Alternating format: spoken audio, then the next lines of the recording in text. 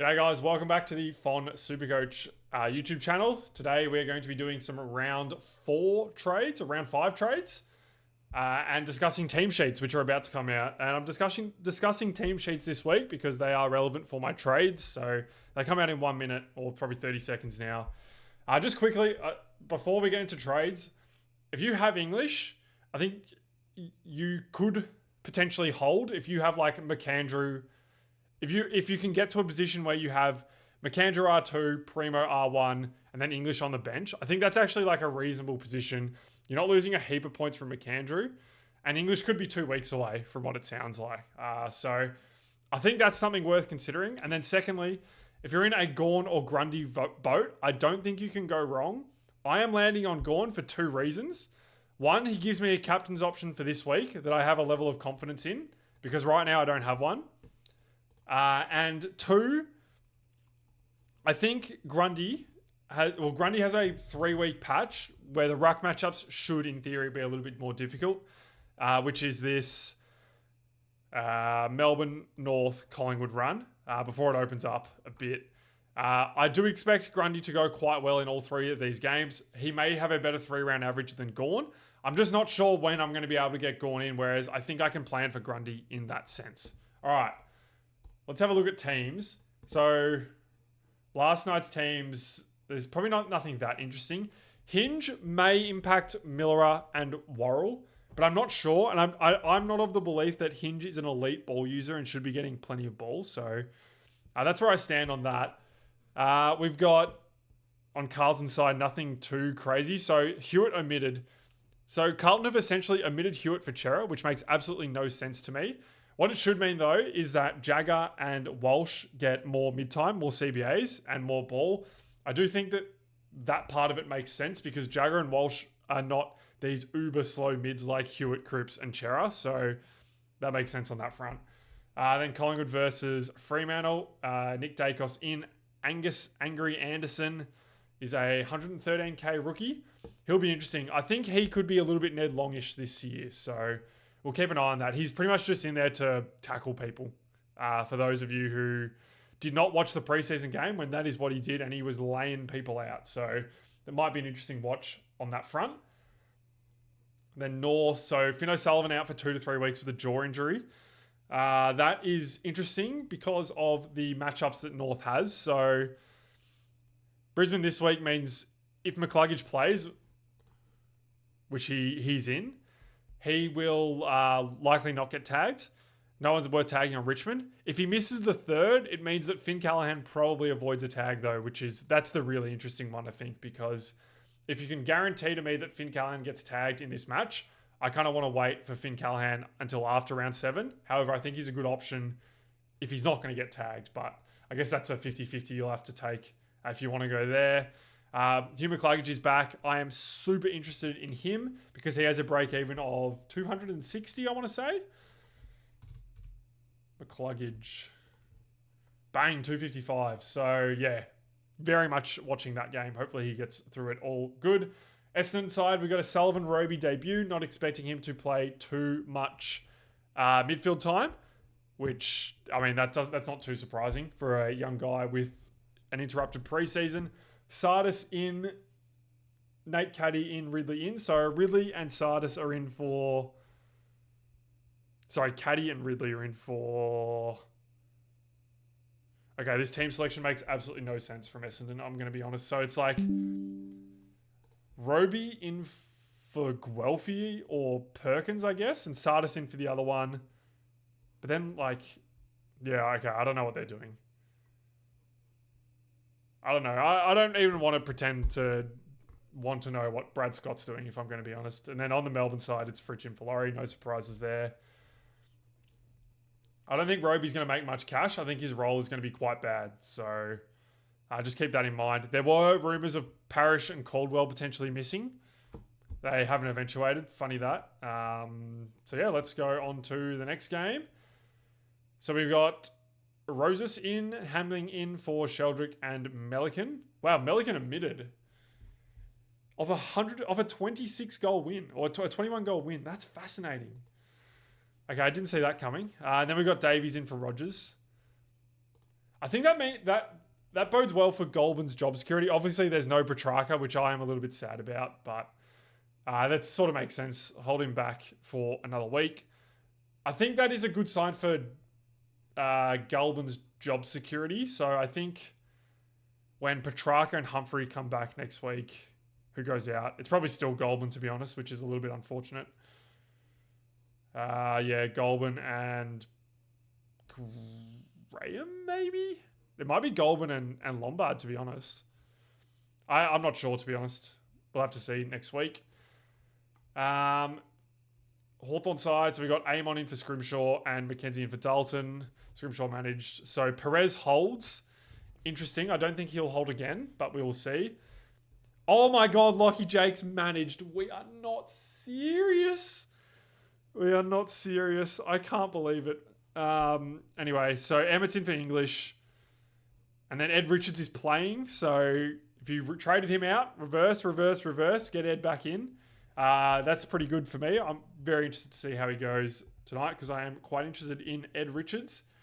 Emmett is only out for English. So if he gets the bubble and English is 4 away, maybe we could go there. But I'm not optimistic. I can't believe Jakes is managed. That's such a disaster. Ugh. I mean, I get to loop, I guess, but who plays? Don't show me my rank. I don't want to look at that. So I'm looping Selwood and Lindsay then. Ugh, this is so gross. I mean, it's whatever, I guess. I don't think I can do anything to get Filippo instead of Lindsay or Selwood, whatever. Whatever. That's annoyed me. And then here we have Nevitt, Warple, O'Connor, and Kolajazzi on the extended bench with Blitzarves managed. So that means that Mitch Edwards gets probably just Matt Flynn and Bailey Williams. Interesting. Bailey Williams is going to be harder to score against than Flynn, but Ryan Marriage. Is Lindsay going to get dropped? Oh, that would do my head in. Yeah, it's Lindsay or Marriage, I think, here. Yuck. Also, no Max Holmes or Grind Myers outs yet. That's fantastic for me. Let's refresh this. So Grishevsky, Brown, and Briggs omitted. It's Nick Madden's season.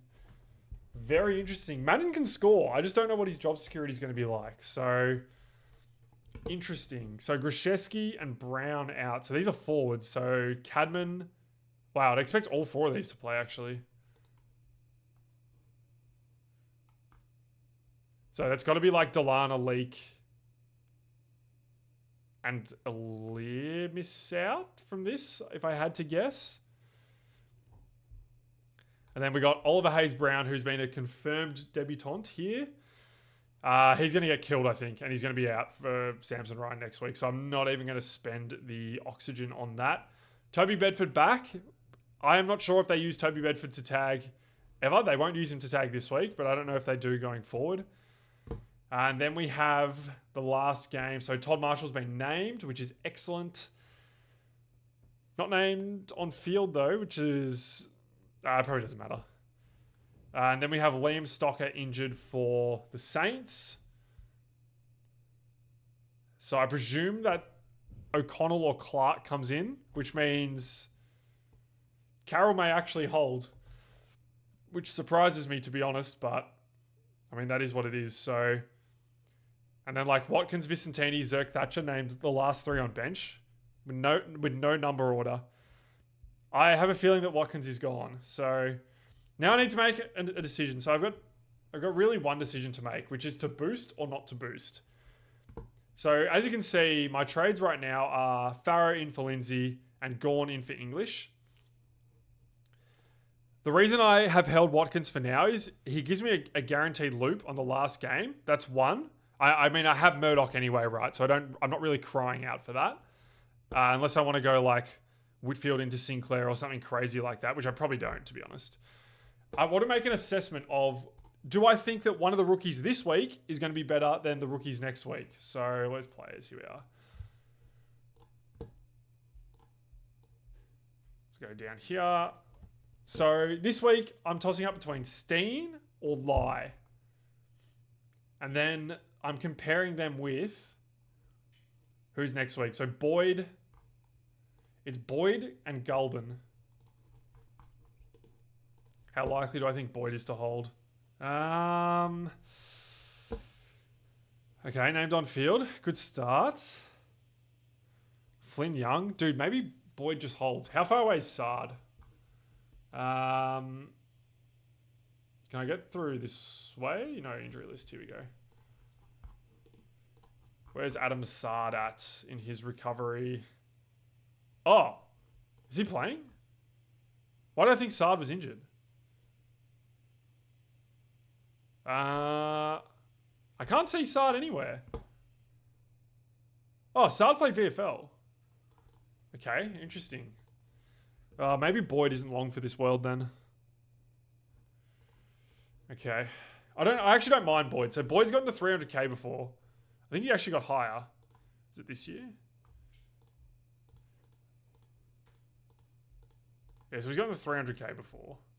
No, he got higher than 300k. He got to 350, I think.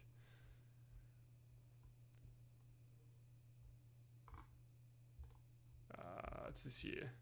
Yeah, he got to 370.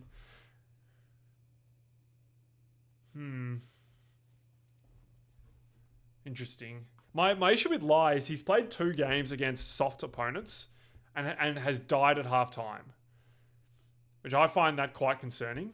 I could also see Lai being out for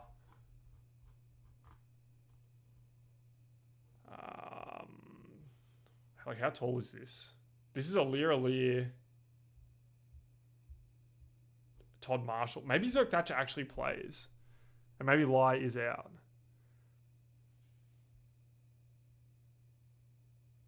Because there's no talls here. Dude, who did they... I'm so confused by this. Who were their talls last week?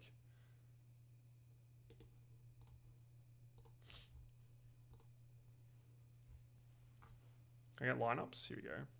So I've got Aaliyah. So Radigalia came out. So I guess Bergman played tall. I don't know. I could see Zerk Thatcher playing. Although the Saints don't really have talls. See, I don't like... The Lai pick gives me bad vibes, which is why I don't want to go there. And I'm not expecting Watkins to play. And it gives me the option next week of saying, hey, I can get a Goldman, I can get a Boyd. I get a Perez if he looks like holding, but that's probably risky. I can get a what's his name? Dirksen.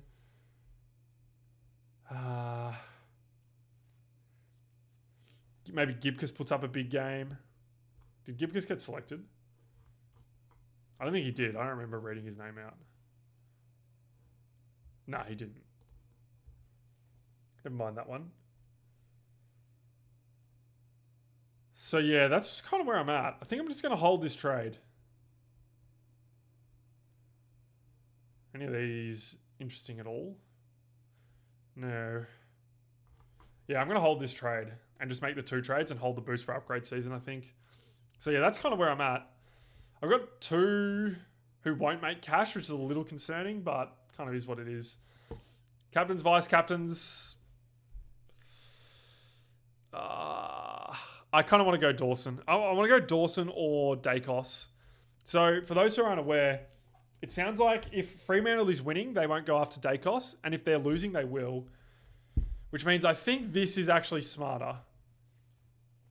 But I think this could be a good Dawson game as well.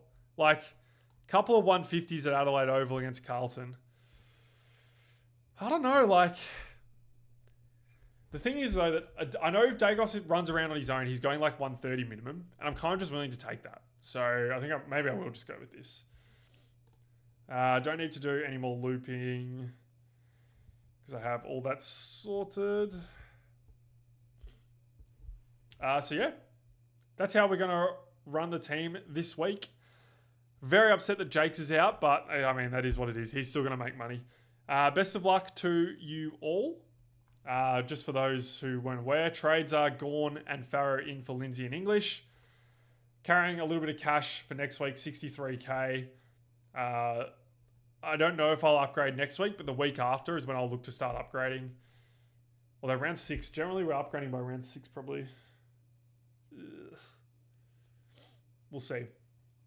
Maybe one of these rookies falls over.